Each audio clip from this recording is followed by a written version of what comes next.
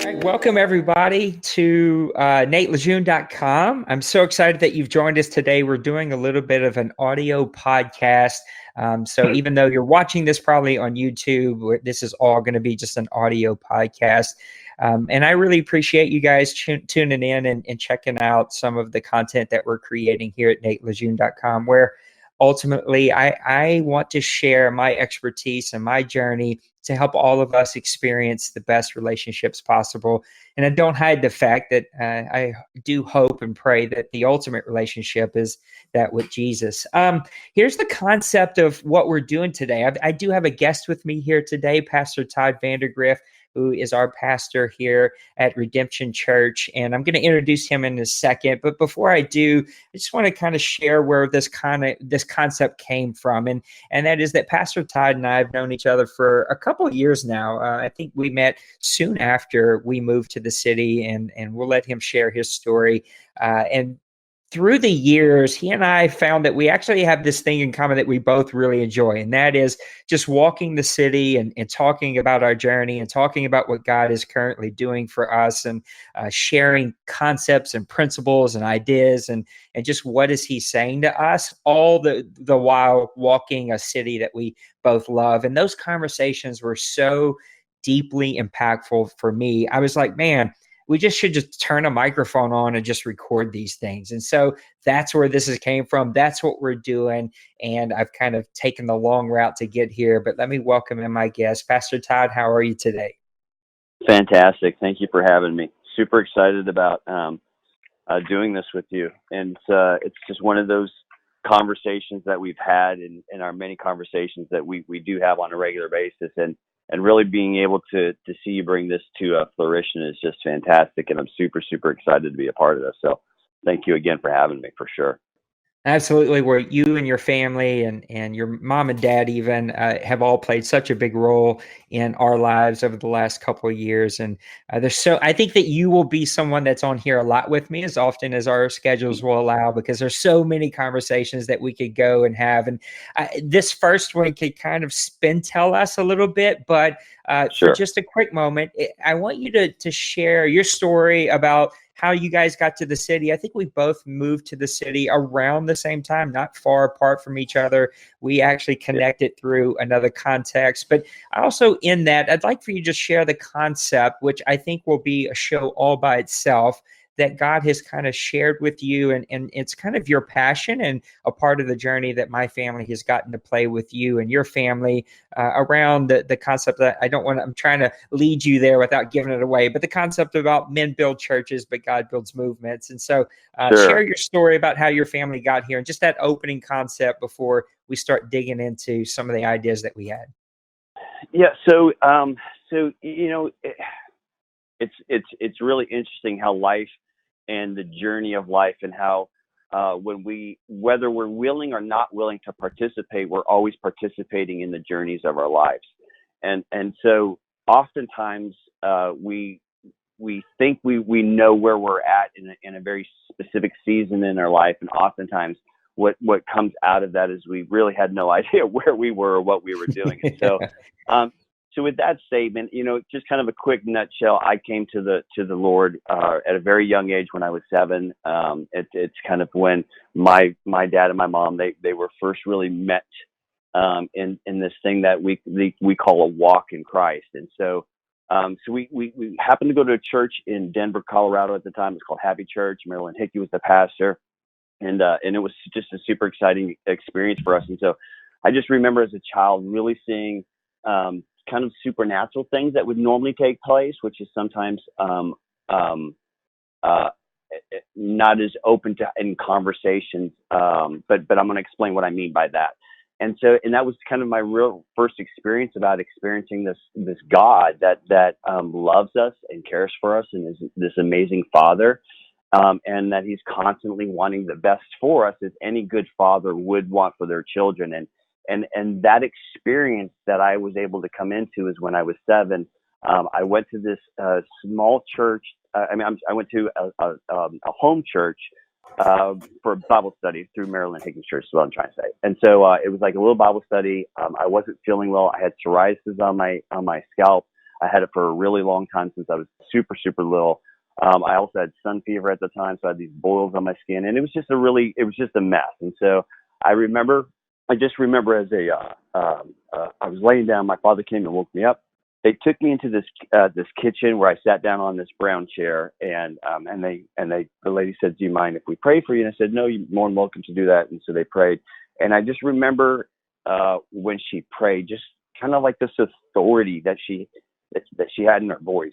And after she was done, I was completely healed. I had no longer psoriasis, and I had no longer sun fever. And from that moment in time, I came to the realization that there's a God that loves me so much so that he was willing to take something that was an infirmity for me away from me simply because I believed and asked. That set, for me personally, that set my life in motion from the standpoint of loving a father and loving a God and loving a sovereign God, just naturally the way that I do.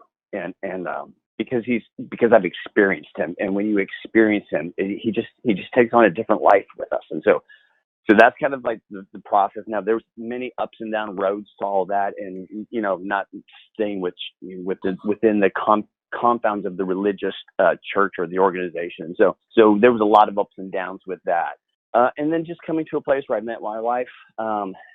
She came to the Bible school that my father was like an associate pastor too, and so she came from Houston, Texas, to Stockton, where I lived, and I just remember, we met on the second day that she was there. Kind of a long story short is a week later, we went on our first date. 11 months later, we were married. And that was 25 years ago this past July. So we've had this relationship of, she was also raised in church and kind of experienced the same things that I did. And so when we got together, we kind of wanted to, we ended up just kind of walking away from church as the religion, not so much the relationship, but that was even very much tested just because we weren't really kind of doing the things that we knew that would fit our lives in line with the way that the Father sees us and so on and so forth. And so ups and down roads, moved West Coast, East Coast, kind of a lot of stuff in the middle. It just kind of, to be honest with you, we felt like we were gypsies there for a while, just kind of finding this rhythm of journey and just really not sure what that actually looks like, and just wanting experiences after experiences, because when you have an experience, you're alive, and people want to feel like they're alive today. And I think it's one of the reasons why we're moving to a more experience-driven society, where everybody is wanting to at least have the experience of going to the mountains or whatever it is that they're looking for. And I think that's a really important piece for us today, that we can really kind of expose in a way that's healthy to go, hey, this is a really great opportunity for society if we'll simply kind of look at the right things and move those along, which I'm sure we'll talk about later in the future. But so kind of, we went from the West Coast, East Coast, went back to the West Coast, was just kind of trying to make some decisions about getting in between parents. We ended up in Knoxville, Tennessee, didn't really care for it. On our way back, we were thinking going back west. The long and short of it is we came to New Orleans. We fell in love with New Orleans. And it's been just an amazing journey for us being here. This was in January 2010. So it's almost been, for us, it's almost been about 10 years, which is actually the longest time that we've been in a specific area. So which kind of just attests to how much we really love the city. Yeah, no, and I was just going to say, so because of that, when we came into the city, we just fell in love with it. We felt like this was an opportunity for us to also kind of birth a ministry that we felt like both me and my wife have had, of just being connected to communities and wanting to like really empower communities to just become superstars and shining stars and places that people can come and feel warmth and feel loved and feel non-judgmental, and also come to a place where they can express themselves in growing in their relationships with the Father, growing in their relationships with the people that they surround themselves with and the people that they get to influence and they have the privilege of influencing. And so growing in these areas, and really, but also giving it a place of protection where people can feel safe and they can feel secure and they feel like they belong to something greater than themselves.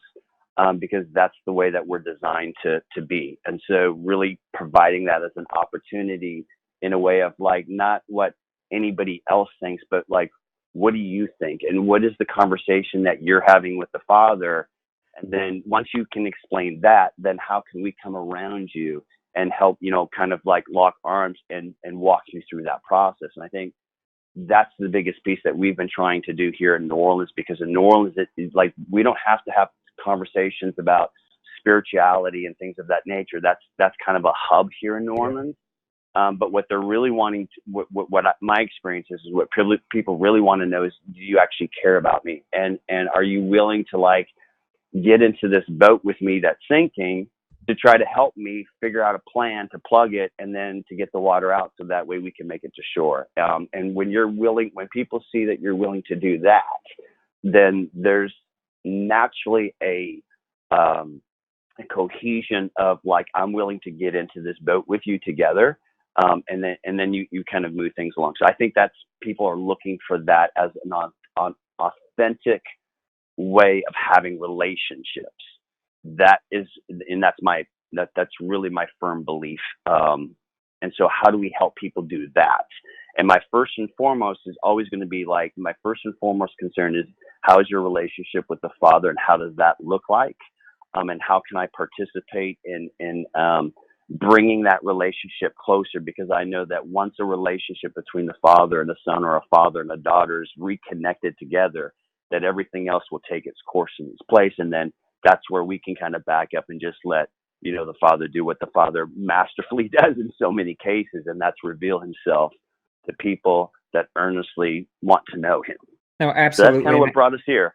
And I think that part of the things that we have loved about just being with you and your family is what I know that people could hear in your voice from the very get-go. And that's just that true, authentic love and passion for Dad, as I call him, for Jesus, for God, for whatever kind of label that people identify best with. But just kind of like that realness, that there is a real story there and a real experience. And there's so much that we will get to, that we're going to get other podcasts together, because we could really start to dig into, people wanting to experience things, kind of our ideas around how the church is changing, right? And how God is doing some new things. But one of the things I know that we're both really passionate about, and two things I'm trying to really practice as a leader is leaving people wanting more. So we got about 25 minutes or so here,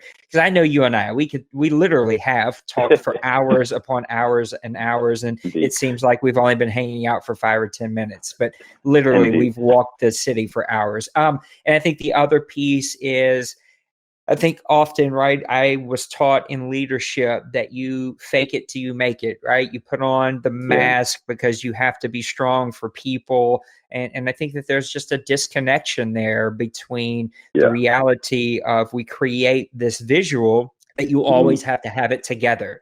I know that I had a young person actually that we led for a long time that share a phrase that she had been taught by another pastor, that it's okay to not be okay. It's just not okay to stay that way. And so I know that you and I are really big believers on ministering, talking, touching people's lives through the lens of where we currently are. And that's what has spurred kind of the conversation that I wanted to have today. Because you and I our families really have been, it's funny, we kind of labeled 2019 as the year of no distractions. And it seems like every possible distraction was put to the test whenever we said that, right? Like, okay. Right. Well, we're going to test that theory immediately. And it seems like everything that could possibly happen to either one of us has kind of taken place over the last 2 years. Even, where I know that you and your family were on this journey with redemption and the people that are connected through redemption, even that has morphed since we've been here. And I've watched how both, I think, a lot of plans of Satan and just life, right? Like just regular life things happening, including a culmination of our own personal responsibility that we all play kind of in where we are in lives. That's right. But again, I think the point I was trying to get to is that this conversation is being filtered through, or the lens of where we currently both are. And I know that you've started recently a new job where you're having to work a lot. I've taken some new positions at work, and yet we both have this real passion um, uh, about connecting people with God and connecting people with Yeah. a relationship with Jesus wherever they currently are.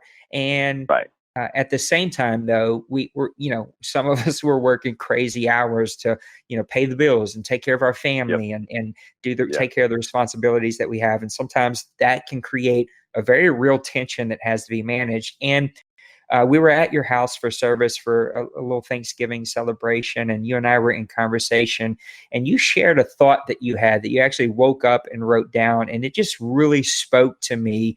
I'd like if you would just share kind of what got to that point. What was that thought? And then, let's just see where this conversation goes. Yeah, so I think what I'll do, if it's okay with you, I kind of would like to share the thought, and then from there I can kind of work backwards, Yeah. because it's easier for me just to process it that way. Basically the thought was, it's in the struggle that the strength of a relationship is revealed. So again, it's in the struggle that the strength of the relationship is revealed. And so what happened was is that I was kind of going through, over the past, I don't know, week or so, I was just kind of thinking about me and LaDonna's relationship, to be honest with you. And I was just thinking about how people, when we talk about our relationships, and again, I've been married to LaDonna for 25 years. I've been extremely blessed. I've been extremely lucky, from the standpoint of just knowing that LaDonna was the person that I wanted to marry. Was it easy? No, obviously not.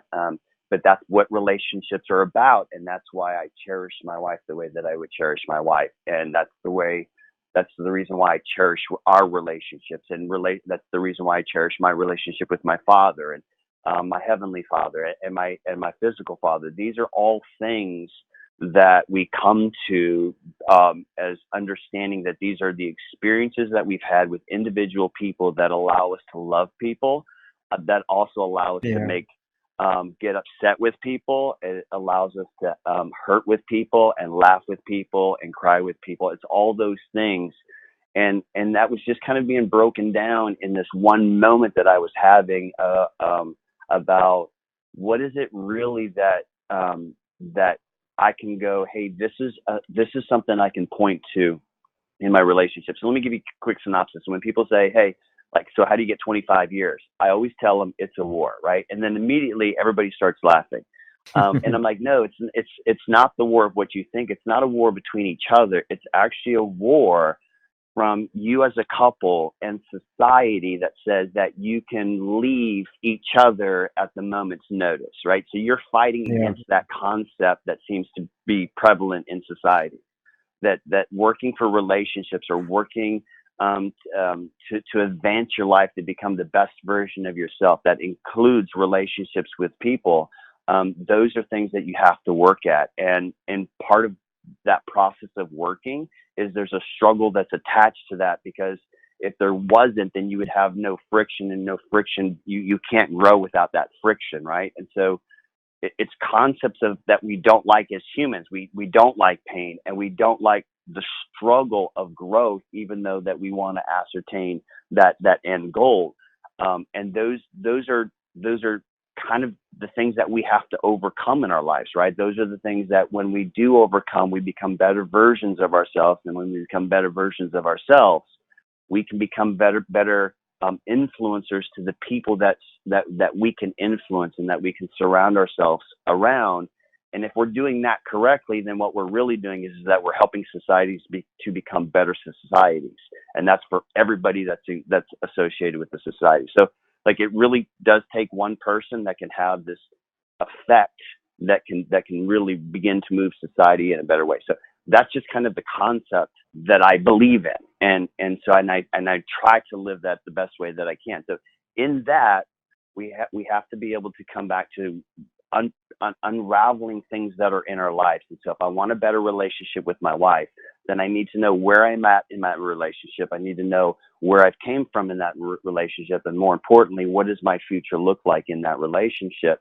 And I was just having that moment of like, what is the really key elements to me and LaDonna's relationship? And it came down to the fact that we just have gone through a lot of struggle, and out of that struggle is the strength of the relationship that I have with my wife. Yeah. And that can be applied into everything that you have. So it was out of this concept of like, how can I better my relationship that I'm in, because it's constantly evolving. And that's what we're supposed to do in order to be good men that are good husbands, right? How do we constantly keep it fresh? How do we constantly keep it, inviting? And how do we constantly make them feel like the queens that they actually are? And so in order to do that, we have to understand where we're at, where we've been, and then more importantly, where we're going. And so that's where this came from.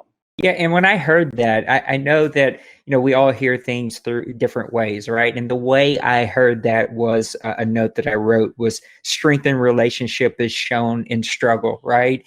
And it's so true that, and I think, again, this is where a couple of our passions kind of intersect, right? I think that oftentimes we present in leadership that it's always all good, and that it's always all together, and that it's, good leaders always have their stuff together and things are moving in the right direction, and that there are just small bumps in the road, but there's no ever real deep struggle. And I think it just creates this facade, whether it's in leadership, whether it's in ministry, whether it's in your home where your kids are watching, right? I remember so many times I would hear older couples say, they'd never seen their parents fight. And I'm like, I can't relate to that, right? Like growing up in a single mother home where she had several abusive relationships, like that was a very disconnected reality that I could not relate to or connect to, right?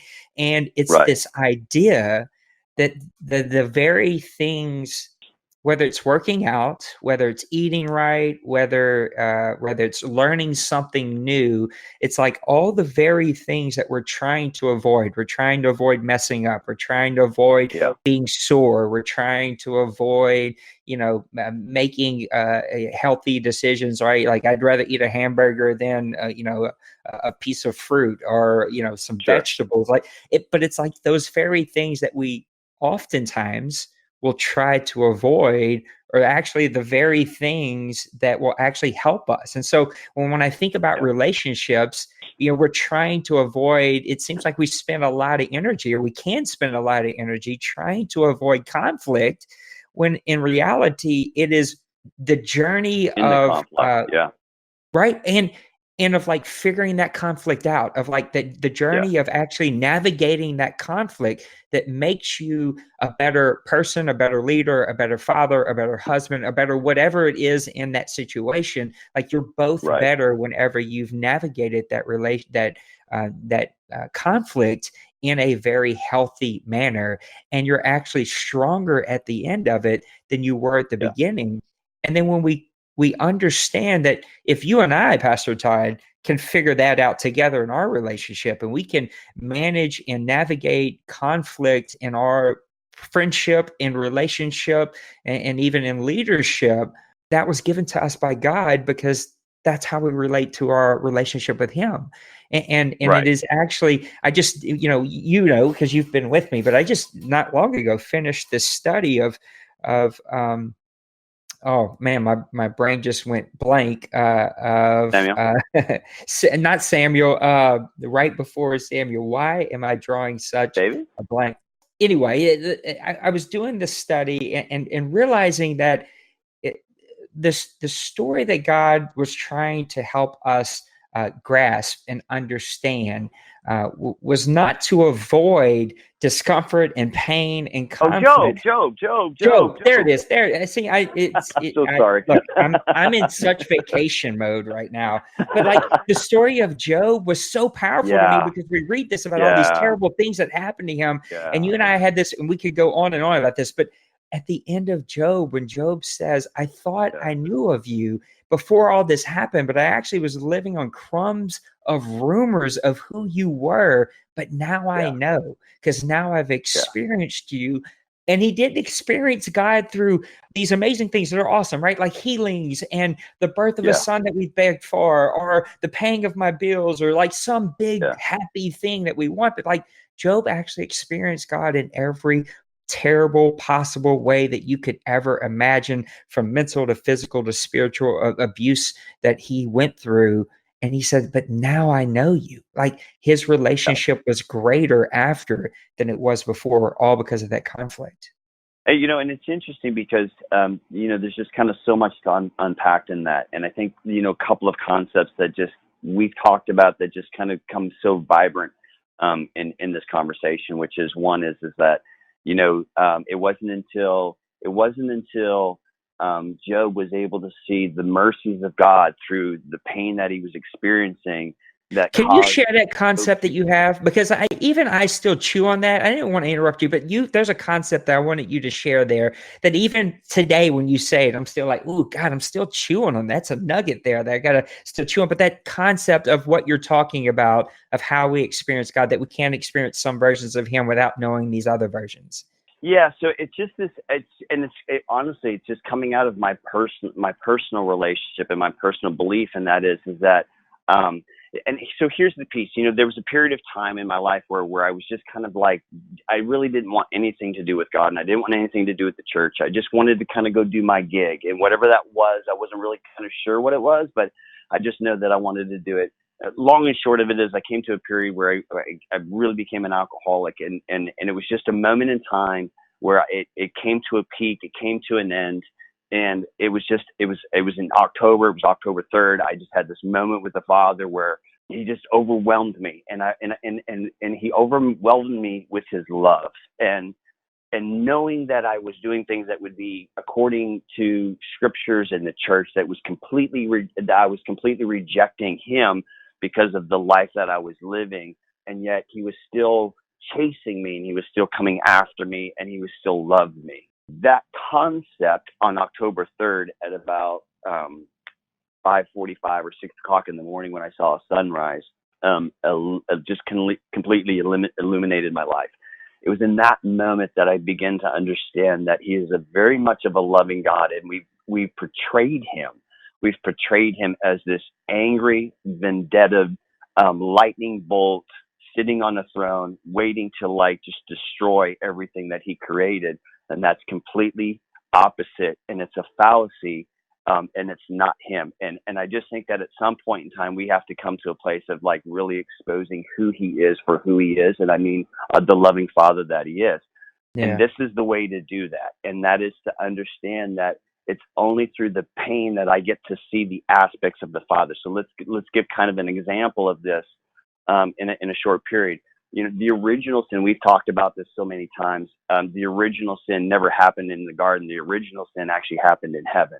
And the original sin took place when Lucifer and a third of the angels were kicked out of heaven, simply because he came to a place where he tried to place himself above God, right? So he was trying to overthrow the one that actually created him. And that's just, those are thoughts you can kind of think about and go, wow, that's kind of really crazy. But that was in a place where there was no influence. He did this specifically on his own. And so that's the reason why there's no grace. That's the reason why there's no mercy extended. That's the reason why that if you believe the concepts of the scripture, that hell is a place for those fallen angels at a very specific time and place. Now, with that being said, that's the original place that sin had happened. And then in the garden is where the influence took place on humanity. And so oftentimes we hear, especially as pastors, that God's such a loving God, why is cancer, or why is there HIV, or why is there these diseases? And unfortunately, that's the incorrect question, because he didn't bring them in. We brought those in as humanity. And the reason why we brought those in as humanity is because there was a very distinct order that says not to eat from this tree, and the tree was of good and evil. And so it wasn't about eating the fruit. It was about no longer being fully reliant on the Father. Mm-hmm. So Adam and Eve at the garden were completely reliant on the Father. They didn't need to understand the good and bad, because everything that they were receiving was from the Father. It was already good. And so all they had to do was to create offspring and to take the garden and allow the garden to encompass the world in which we live in. So their concept was is that they were supposed to grow the Garden of Eden, right? That's what they were supposed to do. It wasn't until they came into this place that they said, hey, we want to be able to have the knowledge of both good and we want to have the knowledge of evil, because in doing so, then we can make decisions on our own and we no longer need to rely on the Father. And so that was actually the sin that took place in the garden. And I think it's really important to kind of bring their clarity there. So with that being said, let's kind of move forward to Job. And so oftentimes when we think about the Father and we say, okay, like how can I best experience the Father? And unfortunately, when you bring it all down to it, it's in the pain of situations, it's in the pain of life, because it's in the pain of life that I get to experience his mercy and I get to experience his grace. And so one of the things that we don't see in humanity that I think that we don't talk enough about is that even the angels are seeing another aspect of the Father. And the reason why is because he's demonstrating the mercies that he allows us to experience, because our fall was influenced. It just it didn't come out from our heart. It came out from an influence of a deception.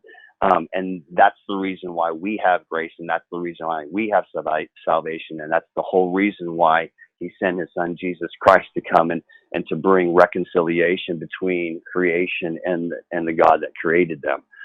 And I think that if we could come to a place of understanding that concept, people would run to him with such passion and love, because they would understand that he's really wanting them to experience the goodness of who he is. And so I just think that those concepts come out from those pains. And so, I look at the situation with Job, and I think, oftentimes I was like, okay, well, wait a minute, like, so what's the whole purpose of the story? Because, the Father called Job righteous before any of the events took place. So this wasn't a situation where Job had to prove himself, because it was already established by what was already spoken over to him. And then there's this concept, right? It's like, Job would even go and do altars just in case his kids did anything. So there's this commitment to the relationship.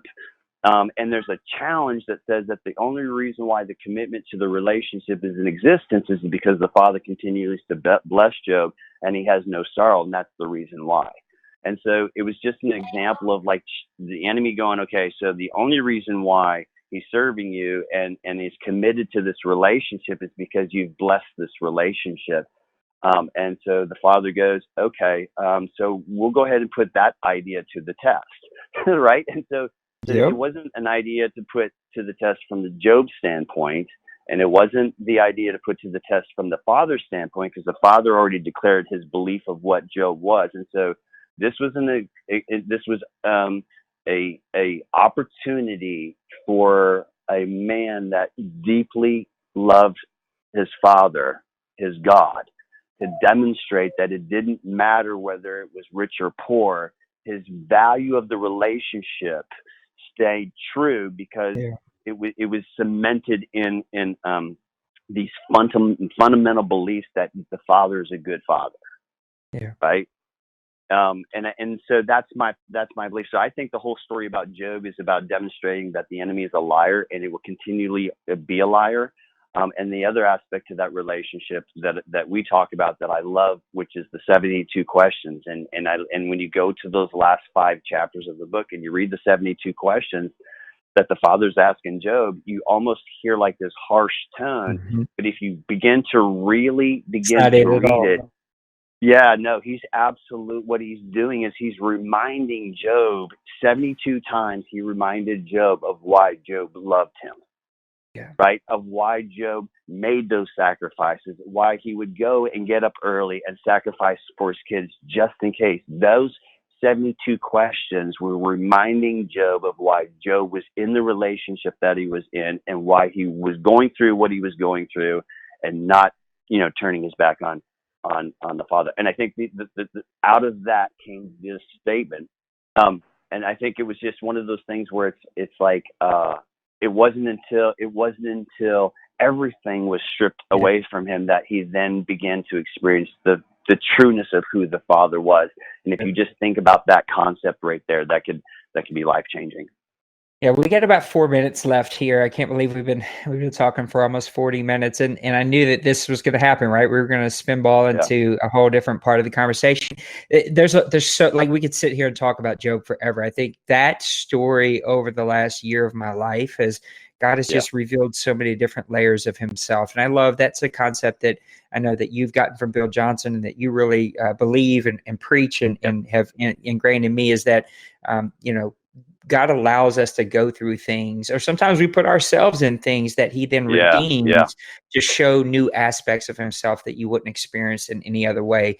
And I think one of my big passions, and one of the things that the reason I am doing a website, right, and the reason that I'm trying to figure out my own purpose and passion and journey of where God's called me to do here in the last 3 minutes, and that is self-awareness and helping people have the self-awareness, not only like of where I currently am in the space that I am, but the people that I've connected to where they currently are. And am I so like self-absorbed, lost in my own self-identity? Am I missing an opportunity to connect with someone else and help them through a tremendous time? And so my thoughts here, we got about 2 minutes left. And so I know we're gonna have to make them quick, but Job's friends, right, are trying to do the right thing. And I think that they come across often in the way that story is presented in a negative view, but they truly are trying to help their friend, but they just are doing it without the full context of understanding Job's story and Job's feelings, right? And so I think it was that lack of self-awareness of really connecting and empathizing with their friend. So here in the last couple of minutes, let's just talk about, like, what can people do when they're in these very troubling, tough, stressful, whatever word, right, that we tiring, right? There's a lot of emotions that we can tie to that, but what can people do to strengthen their relationship when they're in those really tough moments? So, I mean, that's it. That just seems to be such an onion of a question, because there's so many layers to that question. But I think here's kind of maybe my natural way that I would approach it, just in a general 30,000 foot level, and that's this concept that I have a belief of, and that is that the Bible is very specific when it says, if you call upon his name, he'll actually answer you. And so I remember I had this conversation with a very good friend of mine, that was her second bout of cancer, and she just got done going through her second surgery. And I was there the next day. We're having a conversation. She was still very much new to the faith. And so she was just kind of like saying, "Hey, Todd, I got a couple of questions for you." Am I cool? What are they? And so she just said, "Hey, I'm not 100% sure that I believe everything in the Bible to be true." And I said, "Okay." And okay. And I'm like, "Is that it?" And she goes, "Well, the other thing is that I'm just not even 100% sure of, like, this thing that's called faith and what God is and who he is and all this." And I said, and I said to her, I said, I called her by name. I said, "Here's the thing. On my best day, on my best A game, with the best vocabulary, I would never be able to express the goodness of who God is. But this is the one thing that I know, which is to be true, because I've experienced this, which is when he says that if I chase after him, that he'll reveal himself to me by doing that. And I know that every time I've done that, he has. So here's what I'm saying. If you have an honest heart about really wanting to know who he is, if you go after him, he will reveal himself to you. That I promise. So if you're wanting to know him, if you're wanting to experience him, if you search for him, he is faithful to answer the call of his children." And so that's a very strong belief that I have. And so those normally take place in struggle moments, in moments that have become very difficult for people.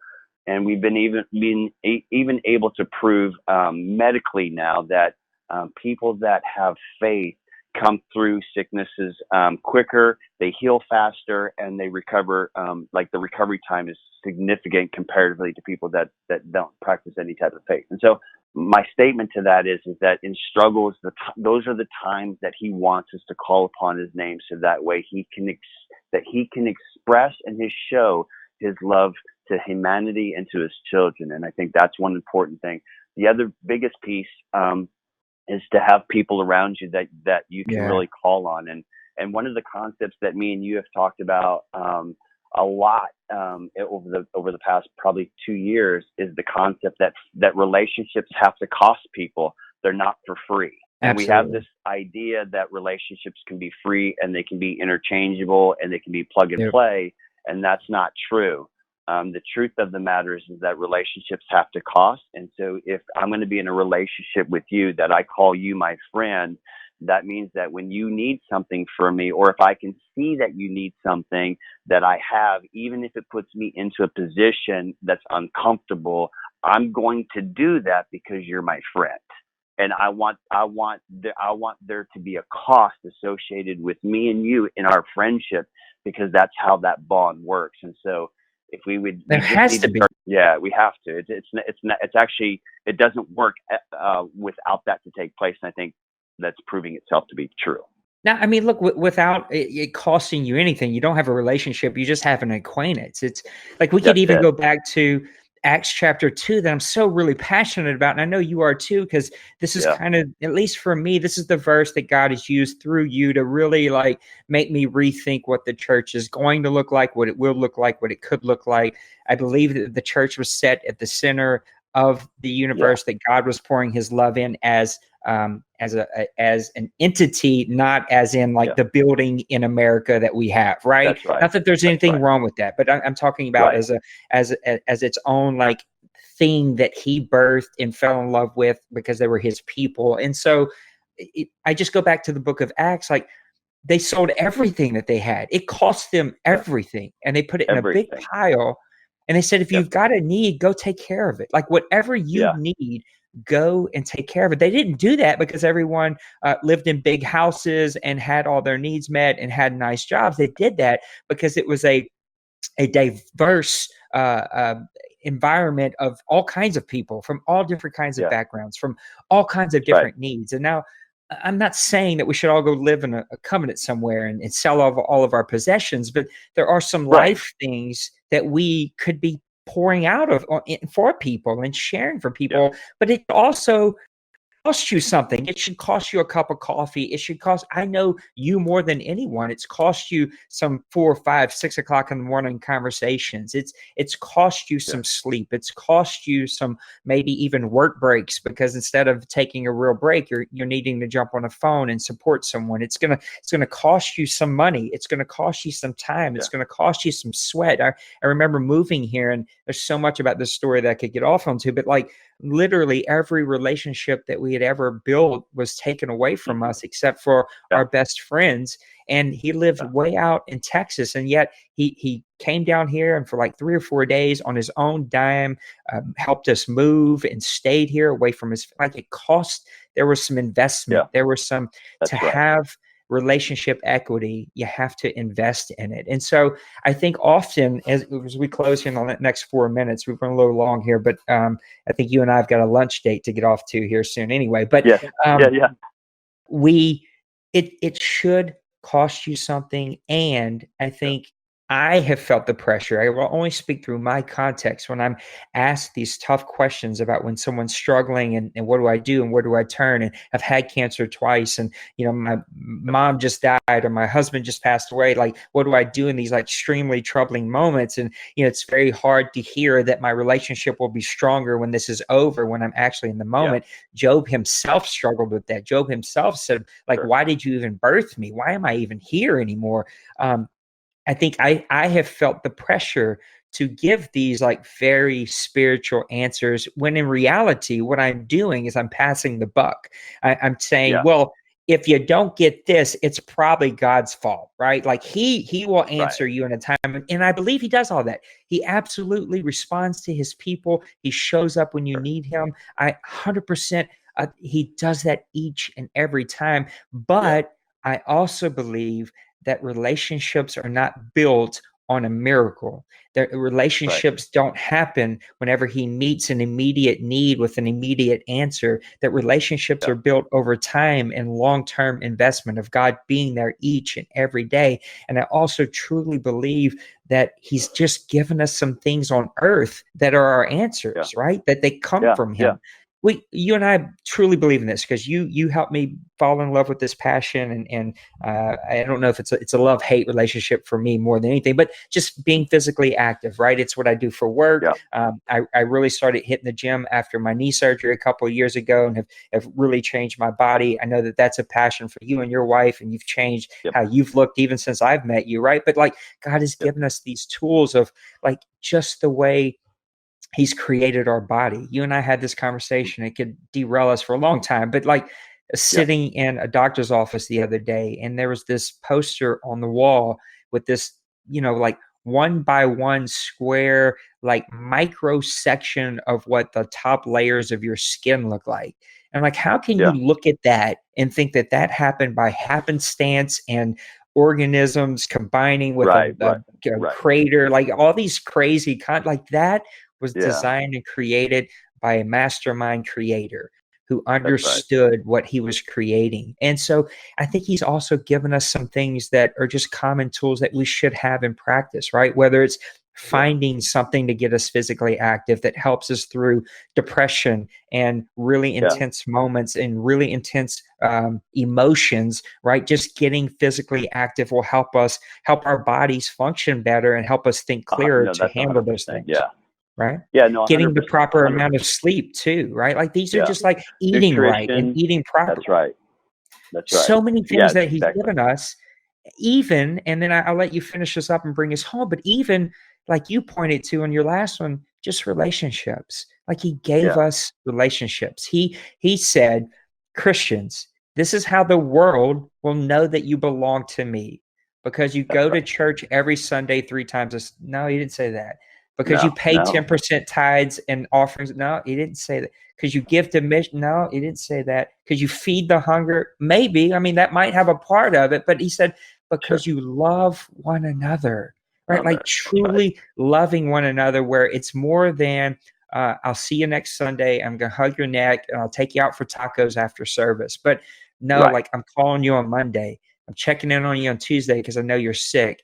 I know you hurt Yeah. your back on Wednesday, and so we're gonna cook dinner, and we're gonna come by your house, and we're gonna cut your grass, and we're gonna bring you dinner. And I'm not just doing this for the person who's been going to my church for 20 years, who I've got a deep, long relationship, but I'm doing this for like the person who lives down the Yeah. street or lives next door to me Yeah. every single day, who will never come to my church, who's not interested in my God because they've already got Right. religion and they've already checked that box for themselves. That's right. But what they need is love, right? Like they're Yeah. so That's right. like he's given us so many tools that connect us back to him, that are Yeah. right here available to us, that if we just have the self-awareness, either A, on our end when we're struggling, to say, hey, Pastor Todd, I really need somebody right now. I am in an intense moment and I need someone. Or I'm looking around and I'm like, hey, wait a second. I haven't heard from them in a while, and they didn't seem quite right. They seemed a little. I'm going to reach out to them. I'm going to connect with them. Yeah. I'm going to invest into them beyond just what feels good in the moment, right? And I'm going to Sure. really invest to see, are they maybe needing someone in this intense moment? Yeah. And I think, maybe I can just go back to a statement that you said, and then come back to where we're at. And I think it's talking about that relationships have to cost things. And I think this is one of those pieces that I really enjoy having a conversation with. And I think this is kind of maybe a good way to kind of bring this plane down. And that is that the ultimate relationship was first demonstrated by the Father towards humanity, and it Yeah. cost him his son. So we have to start calling things correctly. And it Yeah. did cost the Father his son. And that, so there has been a price that has been paid for the relationship for humanity to be reconciled back with their God. And that cost came from the Father through the Son. And that's what brought the reconciliation back. And so there has Yeah. been a cost on the Father's side that has already established. So that way it's been, hey, I put something onto the table now. if you would like to come and sit at my table, you have to bring something to the table.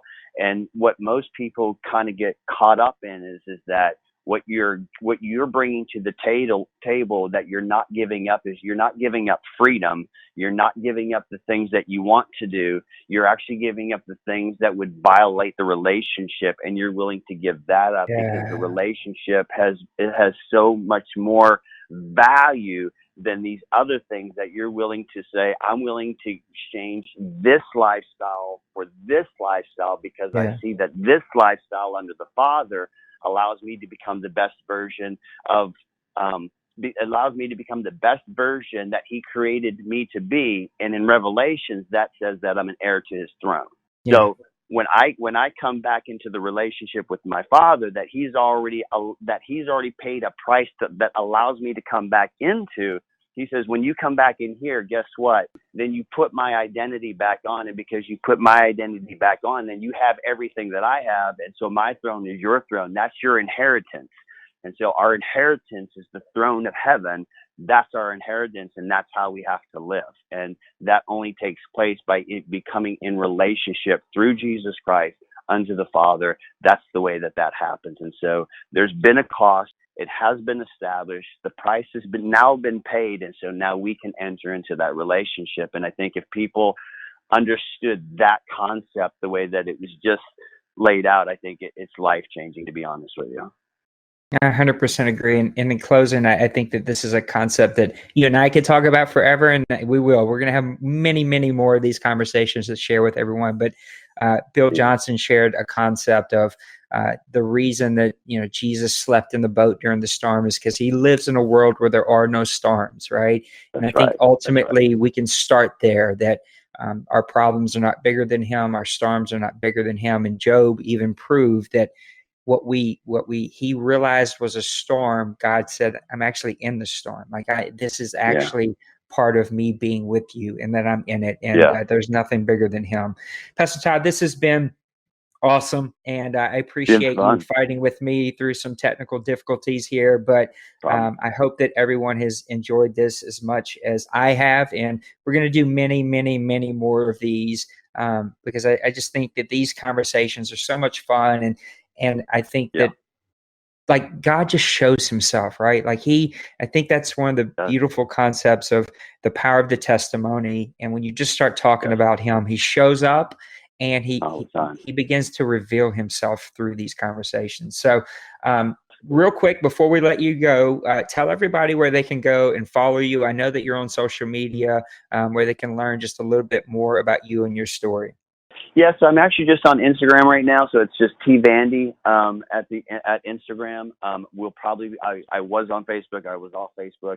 I'll probably end up going back on there. But that will come probably a little bit later in the future. But right now you can follow me just on Instagram at T Vandy at the Instagram. Can you spell that for him? Yeah, sure. It's TVANDE. So that's TVANDE.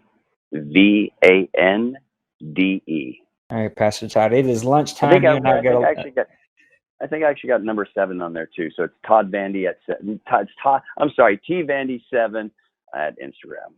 There you go. Well, go follow Pastor Todd. You can, of course, if you're watching this, you're probably already following me. So I appreciate everybody for tuning in. Leave your thoughts, your concepts, your ideas, your questions here on YouTube or on the website at natelejeune.com. I super appreciate everyone for tuning in and listening to us talk about the goodness of the Father. More conversations to come, more ideas to come, but we want to hear about you and your journey. Pastor Todd, thank you so much for doing this with me today.